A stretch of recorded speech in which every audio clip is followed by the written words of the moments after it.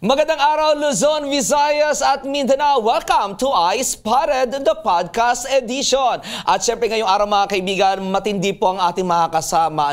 Hindi lamang po siya international. Kung sa Miss Grand International, meron tayong back-to-back winner sa katauhan ni CJ Opiasa and of course Emma Mary Tiglao. Itong guest ko po mga kaibigan, back-to-back din. Pero yung back-to-back na yun, iisa lang siya. Ano ba kayo? Nalito ba kayo? Ako nalito din ako Pero siya po ay nagdala ng dalawang karangalan sa Pilipinas, mga kaibigan. Sa mundo po naman ng international pageant pa rin. Please welcome. Ibigay niyo po sa akin, bigyan niyo ako ng inyong kalahating oras, ng inyong mahalagang oras. Dahil makakausap po natin ngayon, makakasama natin ngayon. Medyo naguluhan ako doon sa pageant na sinilihan niya. Pero ang pinaka-point dito is nagdala siya ng karangalan sa Pilipinas, not only one, but two, mga kaibigan. Please welcome Charina Carmen Hosol. Magandang araw sa iyo. Magandang araw sa iyo, Sir Ton, at sa lahat po ng mga nanonood at nakikinig sa atin. Ipaliwanag mo nga sa amin, Queen, ikaw ay nanalon bilang Mrs. Universe Grand Global Ambassador International 2025. Okay. This is different from the Mrs. Universe, ha? Yes, Sir Ton, that's different. That's just the title of the one who won the title under Mrs. category ng Grand Global Ambassador International. The pageant is Mrs. Grand Global Ambassador International, and you won the Mrs. Yes. the Universe. That's the title. The Universe title. Yes.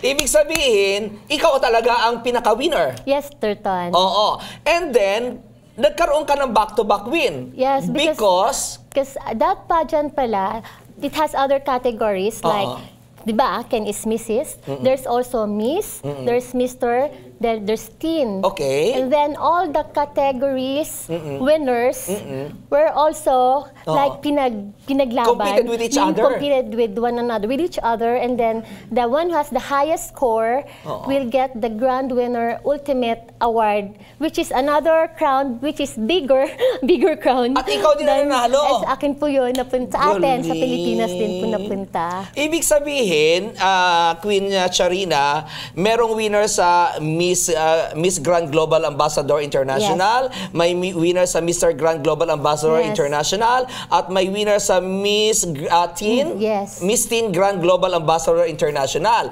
And itong tatlong ito na winner sa bawat category, at ikaw, naglaban-laban pa kayo. Opo, pinaglaban-laban po kami ng mga nanalo din sa categories na yon. Wow! Bago kong puntahan yan, paano ka naging representative ng Pilipinas? Actually, accidentally, nagkita kami ng National Director ng Grand Global Ambassador Philippines na si Sir John D. Roman. Si John D. Roman. Sa Taiwan. Si John D. Roman is? He's a designer and National Director also of Grand Winner. He's based in Manila, Sir Ton, pero gumagawa din siya ng mga international fashion show na may mga models, and hindi siya ang designer ko at the time. Okay. So nakita niya akong rumampa sa iba. Okay. Then after the show, nilapitan niya ako. And then he got my number. Pag-uwi sa Pilipinas, sabi niya, isa ka sa kinoconsider namin na sa pre-selection ng Grand Global sa Mrs. category. Okay. So there's no competition? No competition, handpick. Pero marami kayo na pinagpilian? Yes, may marami siyang choices kasi ang daming models Yes, Ang daming magagandang models. Na mga Pinay? Mga Pinay. Na mga Mrs. Yes, at maraming mas magaganda, matatalino, talented.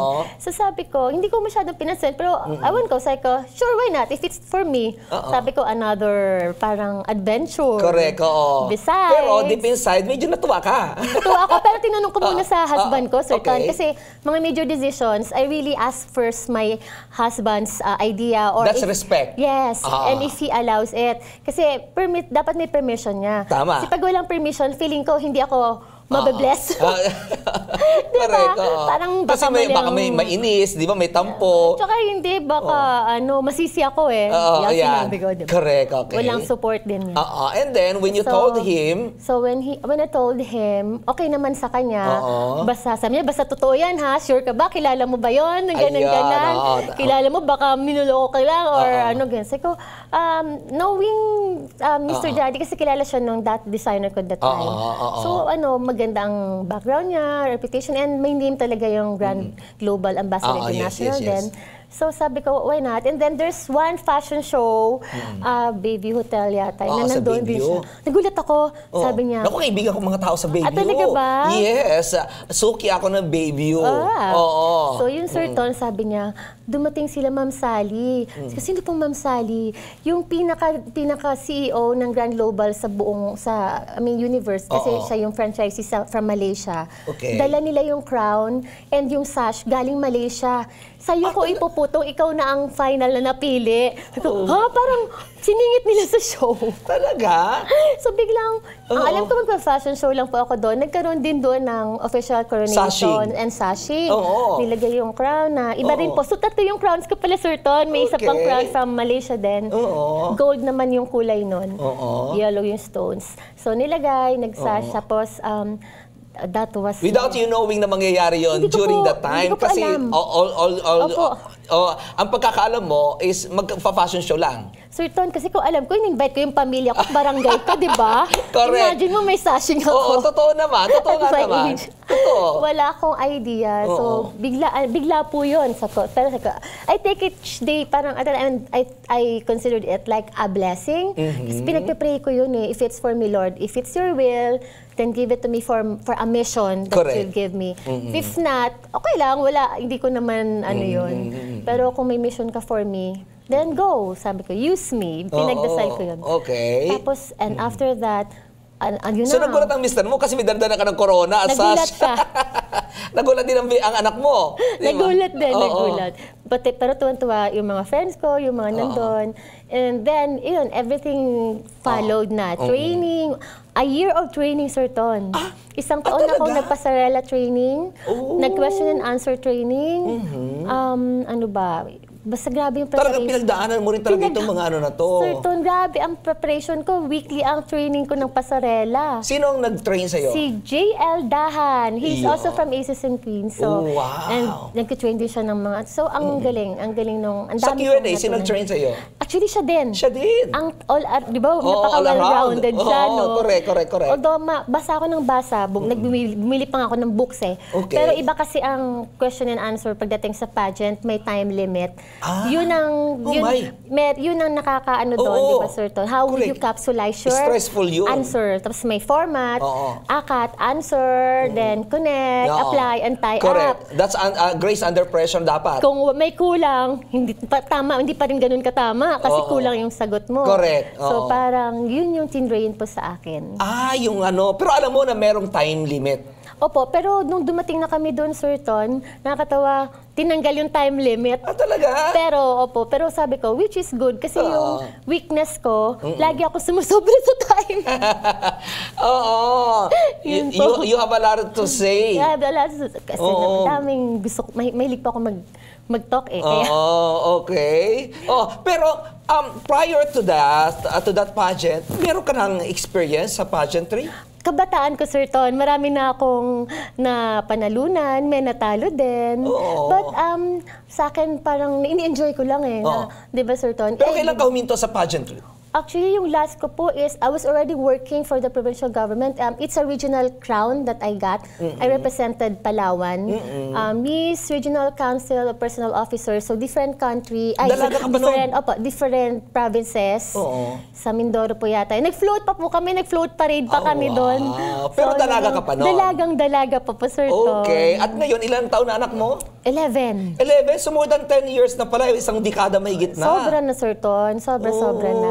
Hindi ko na sabihin, edad ko pa matagal na yan. Di mo nga naman yan, ano? Hindi mo akalain na magbabalik ka doon sa pageantry? Hindi ko po inisip na mangyayari yun. Oo. Pero pag binigay talaga ni Lord Correct. sa'yo, and very smoothly nangyari lahat, na wala ka man lang, di ba po, Correct. pinilit or in-effort. Correct. Dumating siya ng, sabi ko, nako, ito talaga ang bigay ni Lord. Ikaw lang ba naging representative ng Pilipinas o meron pang iba na sa kategory mo o kaya meron din sa Mr., sa Miss? Meron po sa Mr. Ang galing niya. Actually, title holder na din po yun sa Mr. King sa Philippines yata siya. So, nilaban din siya. So, parang pre-selected din siya sa Mr. Philippines. Although ang nanalo sa category niya is India. Okay. Ang India naman talaga. Opo. Mga palaban pagdating sa Mister. Sana nga sabi namin, back to back. Oo, hindi, back to back. Binawi mo back to back Oo, nakakatuwa lang Opo. Nakakatuwa na yung... Salamat. Oo, pero nung naglaban-laban kayo uli, nung mga winner, each category, nakuha mo ang title na nakuha mo ay Grand Winner Ultimate. Yes. Grabe. Ultimate na sir. talaga. Ultimate. Natatandaan mo pa kung ano ang question sa'yo? Yes, Sir Ton. Oo. Gusto mo, Sige nga. the question na nakuha ko po, binunot kasi Okay, abunutan. What's the meaning of being a grand ambassador for you? Okay. Sabi ko, being grand ambassador is not just a title. It's so nice to hear, di ba? Yes, of course. Yeah, but it's more than that. It's more than a crown and a title. It means a mission, responsibility, di ba? And a heart. That's, di ba, na hindi lang na pagpapaganda, but willing to share yourself for others, di ba? For the betterment of the community and the sustainability of the visions and missions of the organization. Ang galing. Ganun lang. Winner nga talaga. Winner nga talaga. Sino naging runner-up mo? Ang runner-up ko, Sir Ton, is Malaysia yata. Malaysia. O kita mo, dapat ano niya yun. Opo. Oo, advantage niya yun, di ba? Ang tangkad niya, Sir Ton. Talaga? Ang ganda niya, opo. Home court advantage dapat ang tawag sa ganun kasi Malaysia ginanap, no? Opo. Oo, tapos Malaysian din ang first runner-up mo. At saka sila, nag-national pageant talaga sila. Okay. Opo, marami silang... Pinadala siya binigay sa akin ng national director ko. Tapos na yung national pageant ng Malaysia. Yan, mga kalaban mo. Lagi ko pinaganda yung practice ko. Grabe, no?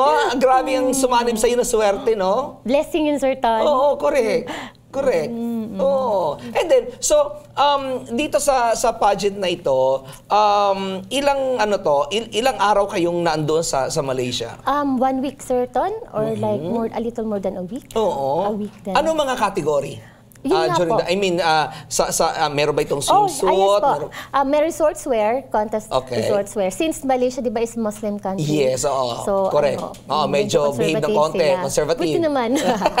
Resorts wear, sports wear, evening gown, may long gown, national costume, talent, of course, Q&A. Ang dami. Opo, yun, Sir Ton. Oo. Tapos meron ding social media. Yes, parang People's diba? Choice Award. People's Choice Award. And Oo. then, ano pa ba?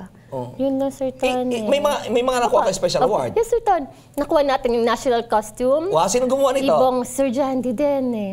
Galing talaga ni Opo, Jan. Ibong Adarna. Oh, wow. Opo, Ibong Adarna. And then, 22 kilos. Oh my God. Ang dala ko. Talaga? Buti na lang nag-gym ako, Sir Ton.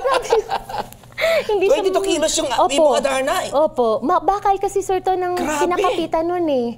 Tapos panay bato, ipadala ko sa inyo yung picture. It's 22 kilos. Nung nakapack pa siya, dinala namin 24 kilos kasama yung mga support. Yes, oo. Siyempre, 22 kilos yun. Grabe. Kalahating sakong bigas halos. Kaya po pala, sabi ng coach ko sa Pasarela, we require pagka-kandidata ka na you also go to the gym at least twice a week.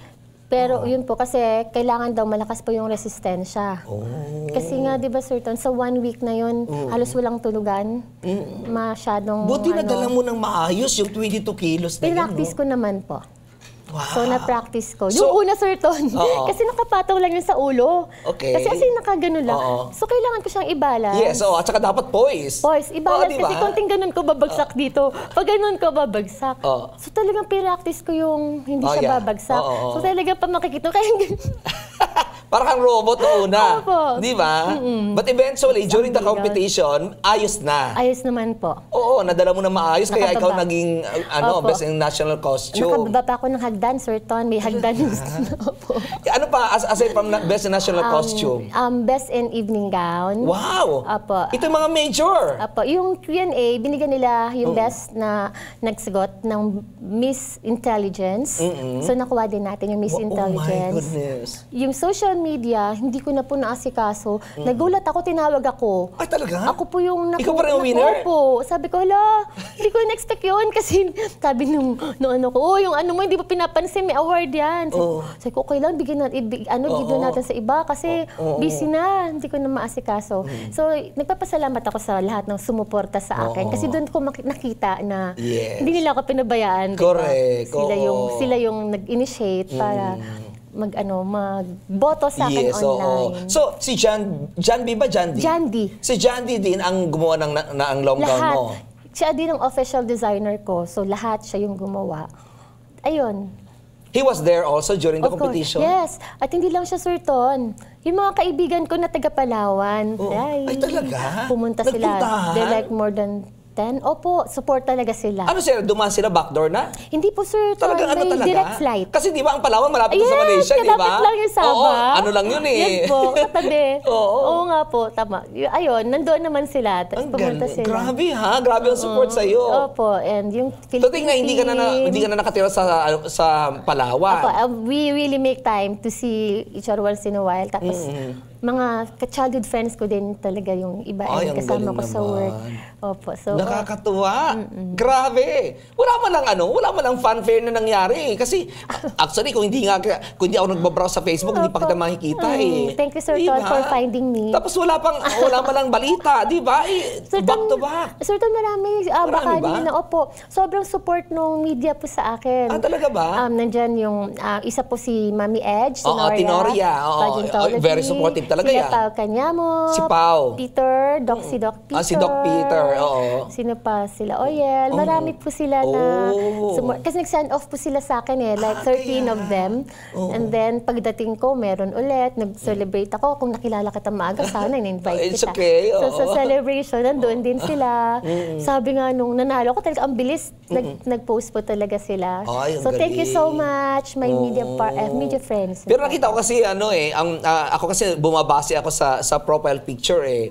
Kasi nung nakita ko na ito beauty queen. So nag-message ka agad ako sa iyo.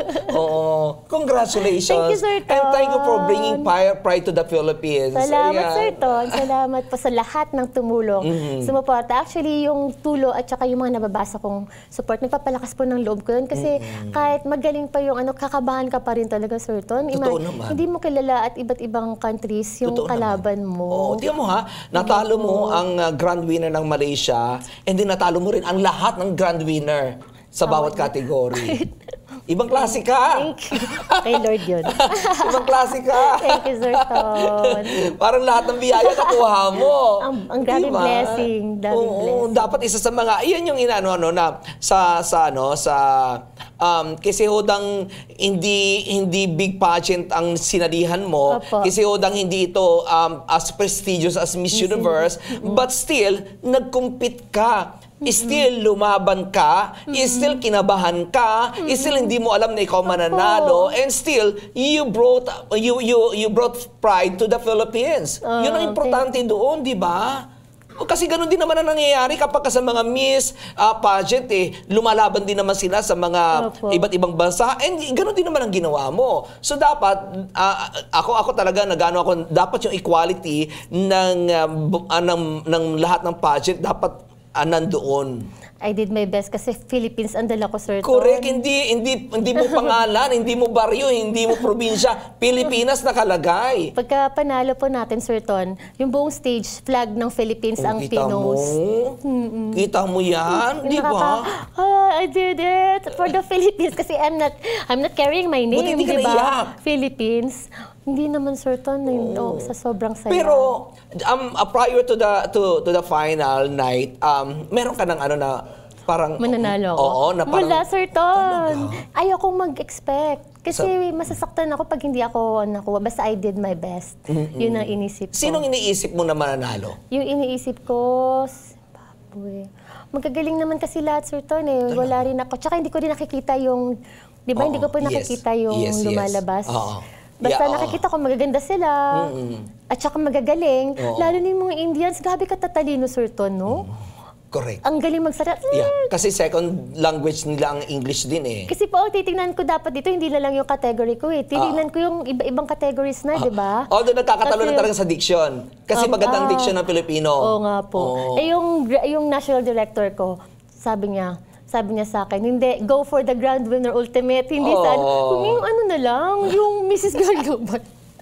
Pag hindi, ang paglalabanan dito, Grand Winner Ultimate, hindi yung category, yun ang isipin mo. Yung gagalingan mo, kasi pati lahat kalaban ko. Wow, pressure. Okay. Napakaswerte mo at napaka-supportive ng national director. Sobra po, sobra. Kasi ang ibang national director, ang gagawin niyan, sige pumunta ka na doon, makipag-compete ka na doon. Nandun talaga siya. Opo. Pero ito, talaga nakamatyag talaga sa'yo. Pati po yung pasarela coach ko, kasama ko, Sir Ton, siyempre yung mayroon akong team. Yung pasarela coach ko, napaka-supportive din. Pagdating doon, talagang kinarir niya ang pagiging assistant ko, hindi niya ako iniwanan. Yung pasarela coach mo, naging assistant mo, naging alalay mo na Hindi talaga ako iniwan, Sir Ton. Sabi ko, I really appreciate you, sabi ko. And to think na yan ay galing sa... Makikita mo, kakargahin niya ng mga maleta ko, may ganun pa siya. To think na galing siya sa Aces and Queens. Ay, po. Ang Aces and Queens, di ba? Sir Ton, malalaking beauty holders natin, dumaan sa kanya. Lahat ng mga beauty pageant na title holders natin doon bago i-compete sa ibang bansa. Lalo ang mga Miss Universe natin, dadaan ng Aces and Queens talaga yan. Bukod sa Aces and Queens, dalawa lang naman yan eh. Aces and Queens at saka KF, yung kagandahang Flores ni Rogel Flores. Tama. Pero ang dami kasing Aces and Queens talaga. Ang galing mo, congratulations sa iyo. Thank you, Sir Ton. Ang galing ni Lord kasi, di ba sabi ko nga sa'yo kanina, nagnunovena ako noon before the pageant. Days before. So sabi ko, parang inisip ko, whatever happens, manalo matalo, it's God's will, di ba? Ang galing. Congratulations. Thank you, talaga. Sir Ton. Ibang klase ka talaga. Matindi. Sino naging kaklose mo na foreign candidates? Actually, lahat sila, Sir Ton, naging India, close ko, Zimbabwe, Malaysia, yung sa Borneo, naging ka-close ko din. But marami akong naging ka-close, Sir Ton, kasi pag dandoon, parang na kayo hindi na kayo magkakalaban. Yes, oo. Lalo sa mga misis, no? Ay, para kasing mami ako, so parang nurturer ako, di ba? You're okay, you're beautiful. Really encourage ko pa sila.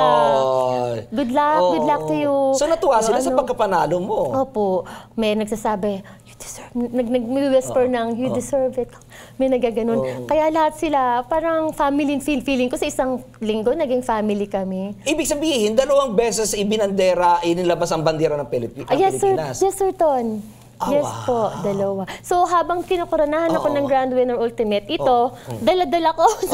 Yung isang ultimate talaga, yung napakalaki, sabi mo, doble yan, no? Opo, so hinawakan ko. So yung picture ko, may hawak na corona at yung sinuot na corona. Wow, ang galing. Ngayon ko lang na may ganun pala, no? 2. Actually, nagulat din ako. 2. Kasi usually nangyayari lamang yan sa W Copa na lahat ng winners in each category will compete with each other also. And never in my wildest dream na meron palang ganung pageant na lahat ng... Kasi parang lugi pag misses eh. Kasi ang mga kalaban mo, miss eh. Kaya nga Di ba? Miss ka mister, tapos teen pa. Ang mga teens ngayon na pageant, matitindi din. Natsambahan ko siguro, Sir Ton. Sabi nga nung coach ko, kasi last time may fashion show ako. Kumisin, kinakabahan ako. Kinakabahan ka? 2 titles, 2 sashes. Ano ka ba? Kinakabahan ka. Sabi ko, kung nalimutan ko. Galing-galing naman. Alam mo, dapat talaga ma-interview ka ng kahit na ng lahat ng mga TV stations at magkaroon ka ng space o sa mga radio and newspapers kasi 2 karangalan ang dinala mo sa Pilipinas. Ibang klase talaga Thank you, Sir Ton, for the Philippines, syempre. Oo. Kasi yung makipag-compete ka lang sa category mo, nandun na yung kaba na hindi mo alam kung mananalo ka. And yet, you win all the categories and you beat greet all the winners of each categories. Ibang klase. Congratulations talaga. Salamat. Hindi matapos-tapos yung pang-congratulate ko sa iyo kasi talagang Tuwang-tuwa kasi. Oo. Thank you, Sir Ton. Matindi. Anyway, bago tayo magtapos, Queen, sino-sino ang gusto mo pasalamatan? Please go ahead. Of course, gusto ko pasalamatan yung Philippine team ko, siyempre headed by Sir John De Roman, yung aking makeup artist doon, si Eric De Rosario, si Aki De Guzman, assistant niya, ang aking napakabait na coach, si Coach JL Dahan, at yung mga kaibigan ko na sumuporta at pumunta, family, lahat. At syempre yung mga kababayan kong taga Palawan, Sir Ton, na walang sawang sumusuporta. Yung media, I love you guys. Yun. Lagi kayong nandyan para sa akin, including ka na Sir Ton, by Mami Edge, Sir Peter, lahat kayo. Na-appreciate ko, si Pao, si Sir Oya, lahat, hindi ko na masasabi lahat, pero lahat kayo, sobrang na-appreciate ko. Yung mga friends ko, Ate Beth, yung family ko, yung husband ko, of course, si Jean, at yung hasa namin na si Gerard na nakasupport, my parents. Yun, Sir Ton, maraming salamat, Sir Ton, sa pag-invite mo sa akin. Welcome. Ayun po. Sir Ton, pwede ko bang i-promote ang aking Sure. single? Oo nga pala, meron ka pang meron kang singer din po siya. Okay. You-promote it. Thank you, Sir Ton. It's already out on Spotify, Apple Music, and other 22 digital stores. Please type, yung name ko po, first name ko, Charina Carmen. Parehong nag-start sa C. Ang title ng song Charina is... Carmen. Charina Carmen. Ang title ng song is Carry On. Carry On. Yes, and there's another... Sino ang nag-compose ito? I composed it with a friend, sir. Ikaw din? Yes, with another friend and who Okay. also arranged it. But yung other songs ko nalalabas, Sir Ton, ako lang yung Composer ka rin pala. Nag-compose din po ako. Excited ako sa lalabas. Napakatalentado mo masyado, Thank you, ha? Sir Ton. Meron din ma-release by this month, end of the month, na kinompose naman ni Sir Yules Niguel under H Music record label, and my co-manager, Miss Marijo Andap, sorry. And abangan niyo po, on November 3, may recording ako ng 2 original songs. Yung isa doon, composition ko rin. So, bumubuo kami ng album. Yes, so Sir it's a Ton. light CD album, no? At alam ba kung anong dream ko, Sir Ton? Ano? Makapag-benefit concert, lahat ng kikitain. Gusto ko kasi marami din po akong charity works, even before pageant. So, I want to... When was the last time that you did a charity mission?